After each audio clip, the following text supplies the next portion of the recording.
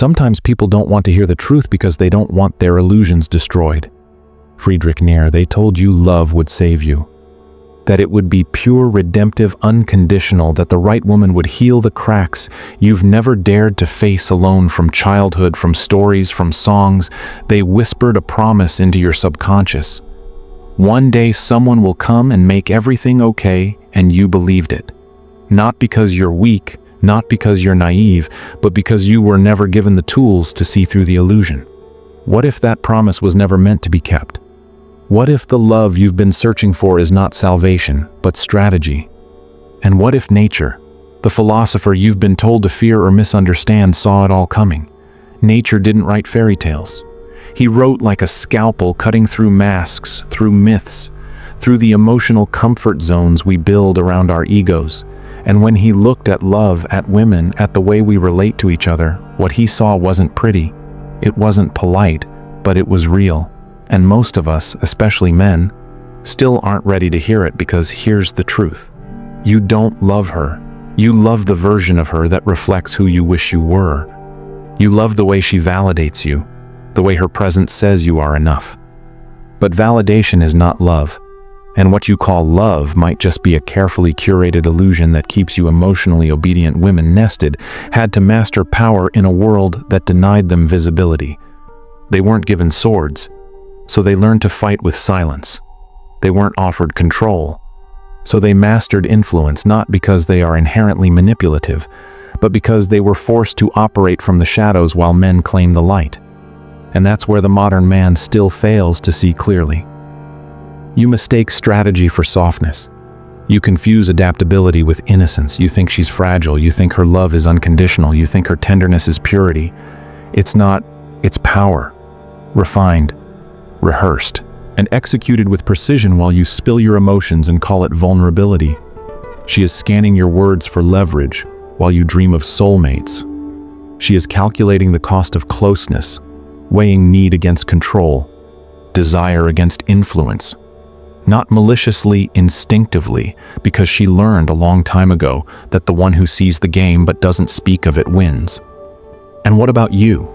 You were raised to idealize, to put her on a pedestal so high that it excuses your blindness. You don't see the strategy because you don't want to. You prefer the dream, the muse, the good girl, the healer. But what if those roles are masks? Masks she's learned to wear because they work. NZ exposed the lie. Not to destroy women, but to destroy the stories men tell themselves about women, because as long as you believe she is morally superior by nature, as long as you believe her affection is without motive, you will continue to surrender your agency in exchange for emotional security, and she will accept that power not because she hates you, but because the system taught her to use it. You are not being loved. You are being handled. And the scariest part is you like it that way. You like the comfort. You like the worship. You like the emotional anesthesia that lets you avoid yourself, because the moment you stop needing her to be your redemption, you'll have to face what's behind your need. And that, not heartbreak, is what truly terrifies you. But fear wears many disguises, and one of its favorites is romantic devotion. You think you're loving her purely. You think you're giving yourself freely. But look deeper. What you're offering is not love. It's bargaining. You're saying, if I give you my heart, will you fix the parts of me I don't want to face? You're not seeking a partner. You're seeking a solution. And while you offer your soul in search of comfort, she's listening. Not to your words, but to your needs.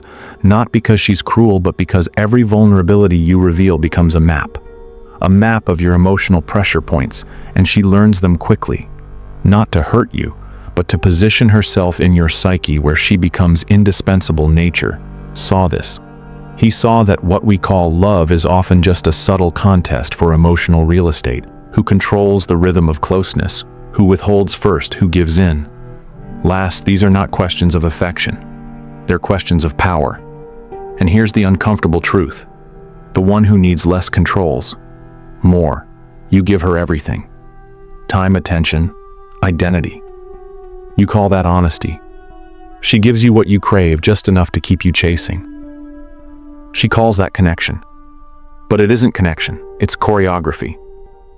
We've built a culture where women are taught to influence without appearing to lead, and men are taught to submit while thinking they're conquering. It's not her fault. It's not your fault.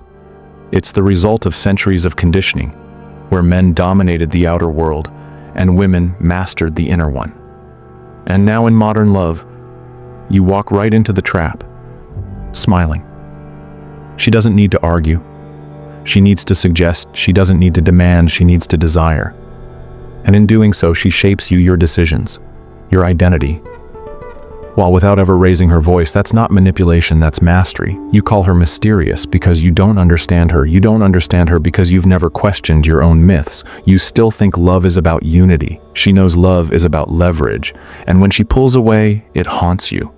Not because she's gone, but because your reflection left with her. Nia would say, you never loved her. You loved the way she made you feel about yourself. She was the stage where you performed your worth.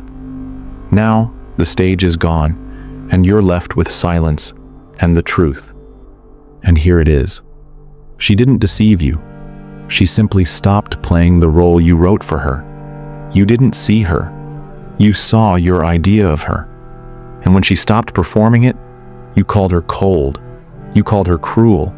But maybe the real betrayal was yours for loving a fantasy and expecting her to live inside it. Nature didn't condemn women. He condemned men who refused to grow up, who wanted muses instead of mirrors, who begged for angels instead of daring to face human beings in all their glorious, terrifying complexity. If you're ready to stop blaming her, then you're ready to look at yourself, not with guilt, not with shame, with clarity. And from clarity, something radical can begin, not the end of love, but its transformation. You were taught that love is the highest virtue, that to love selflessly is the mark of a good man. But what if that selflessness is just another mask for emotional dependency? What if beneath the poetic gestures and grand declarations, there's a quiet fear? If I don't give everything, she won't stay. And so you offer more, you compromise more, you erase parts of yourself to become what you think she wants, not because you love her, but because you fear being without her. This isn't nobility, it's submission, disguised as romance, and while you think you're being brave, she feels something else. Entirely control. Not through force, through presence, through your willingness to orbit around her approval. Because here's the truth. Nature hinted at when so few are willing to hear love when rooted in need is never equal. She may not ask you to change, but you change anyway. She may not demand your obedience, but you give it anyway. Why? Because you've convinced yourself that her acceptance is your salvation, but she didn't ask to be your savior. She was just being herself, and you turned that into a mirror of your worth. And when that mirror cracks, you don't just feel loss, you feel collapse, because it wasn't love you were protecting, it was the story. The story that says, if she loves me, I am whole, if she stays, I matter. But stories aren't truth, and when reality intrudes, you call it betrayal. Nietzsche would call it awakening. The lie is not that she has power. The lie is that you didn't see it. You called her gentle, but she was observant. You called her nurturing, but she was strategic. You thought she surrendered, but she was choosing, always choosing.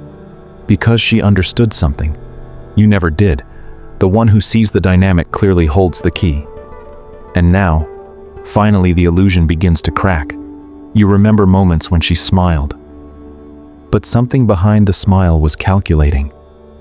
You remember how your smallest emotional shifts were answered before you even voiced them. You thought she was intuitive, and she was. But intuition for her is survival. It's her way of staying a step ahead in a world that never gave her the power to confront, only the power to shape.